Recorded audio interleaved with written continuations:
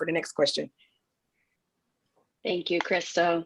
So here's your next question. What goals and enforcement of those goals will you commit to for Black LGBTQI+ and or women business enterprise within the city? Sandra Williams, you're first. I'm sorry, can you please repeat the question?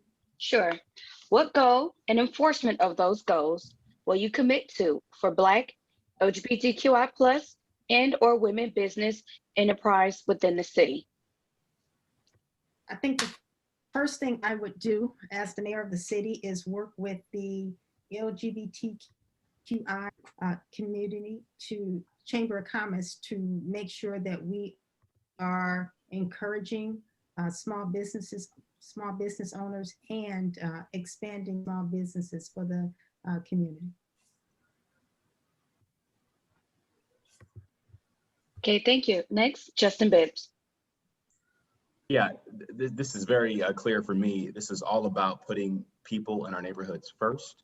And we should be doing everything in our power inside City Hall to leverage our purchasing power in buying goods and services to support minority-owned businesses, women-led businesses, and our LGBTQI+A businesses as well, all across our community.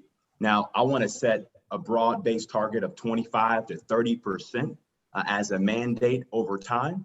And we can't make an excuse that, oh, we can't find a business in this sector, right? If we can't find it, then the city should be the lead incubator and investor to start that business, to really ensure we are putting people and neighborhoods first all across our community, because this is about economic justice in all 17 wards in our city.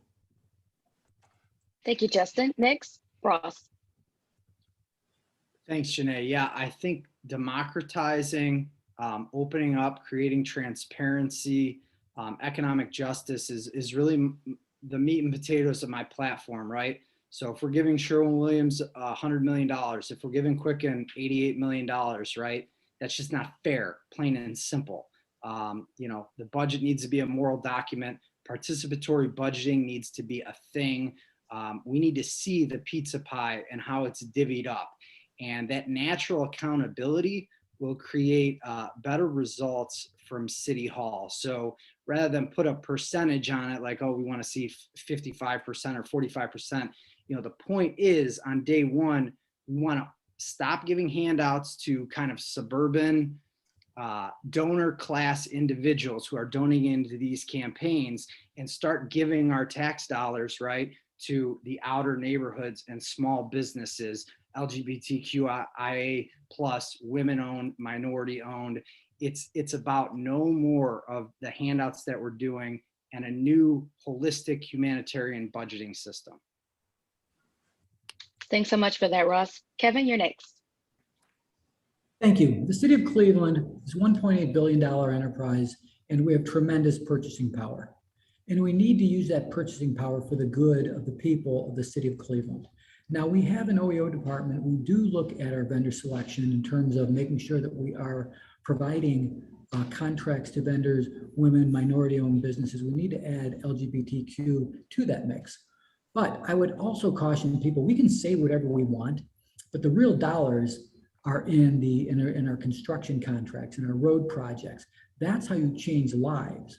Now, unfortunately, the enemy that we face with this is in Columbus. The Fannie Lewis law was the most effective tool that we had in making sure that our citizens, our minority-owned businesses, our women-owned businesses got a piece of this very big pie, and we're able to do that. And it was exceedingly successful.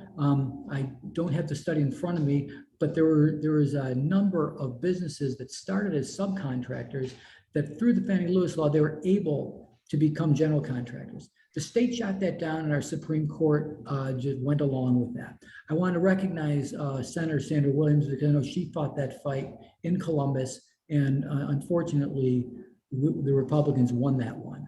But it was a hard-fought battle. But if we really want to make a difference, if we really want to make sure that we are equitably using our purchasing power, we need to get to Columbus. We need to get the Fannie Lewis law back, and we need to make sure that our construction contracts are equally and equitably, not equally, but equitably distributed. And again, I want to recognize the fight that we fought to keep Fannie Lewis law. I know Senator Williams was there. I know exactly who was in this one. We have to rekindle that battle and win that. Thank you. Thank you, Kevin. Next, Zach Reed. Oh, I thought Dennis was out. He put a fast one on me, actually. This question is about leadership. I mean, it's simple as that. It's about leadership. I was the minority affairs coordinator for Ohio Secretary of State Frank LaRose for 3 years. And my job was to travel throughout the state of Ohio, speaking with minority businesses, organizations, and individuals about ways that you could start a business, you can maintain your business, or you can expand your business. In those cities that I saw where minorities were being treated the way we need to be treating minorities here in the city of Cleveland, it was done intentionally. So you look at what Cincinnati has already said, that their portion of the COVID money that they're going to receive, they knew who was hit hardest by, they know who was hit hardest by the pandemic. It was women-owned businesses and minority-owned businesses. So they're going to take a portion of their money and they're going to put it directly into the hands of minority businesses in Cincinnati. That's called leadership. That's what you call leadership. Leadership is when you get knocked down by the Fannie Lewis law being knocked down, you do what Joseph Biden did today. CDC said, hey, you can't put that moratorium in unless Congress puts it in. What did he say today? We're putting it in until October, sue us again. That's called leadership. Leadership is standing up and doing the right thing. And on this issue, when we know that our brothers and sisters in this community are not getting the funds they need, not getting the resources they need to create businesses and economic opportunities in our wards and in our communities, in our neighborhoods, they need a mayor like myself that knows their plight, understands their plight, and is going to show the leadership to give them what they need to be able to go to the next step. Thank you so much for that, Zach. Last but not least, Dennis. Thank you. I may have missed something here.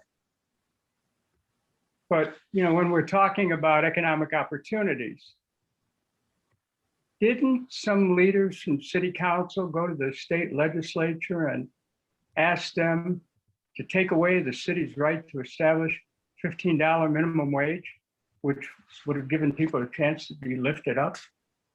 Now, we have a $1.8 million general fund from all funds budget. We have a 1.2, that's billion rather. We have a $1.2 billion budget with the schools. More than 50% of this city, people of color. 20% of the people in this city are living on $10,000 or less a year. A third are living at or below the poverty line. Just think when we start giving contracts directly to people who are in need and people who are business people who will hire the people who are in need, how we can lift up the economic circumstance of people. I intend to do that. Any of the major contracts we have to have. Look, yes, we put things out for bid, but a mayor can make it very clear that whether or not somebody is going to have a cooperative relationship with the city, it's going to depend on whether or not they're willing to hire people of color, whether they're willing to hire people who happen to be, gay, lesbian, bisexual, transgendered, AI plus. We set the tone. The mayor sets the tone. The mayor is the moral leader on these things. And so, and I intend to lead on the economics, on the fact that the city is this massive economic engine. The people who live in the city have to participate in the benefits that accrue from the city. So this isn't even a close question, but you cannot ignore the fact that we had a chance to establish a 15. Okay, thank you so much for that. Sorry about that. Your time was up. So now over to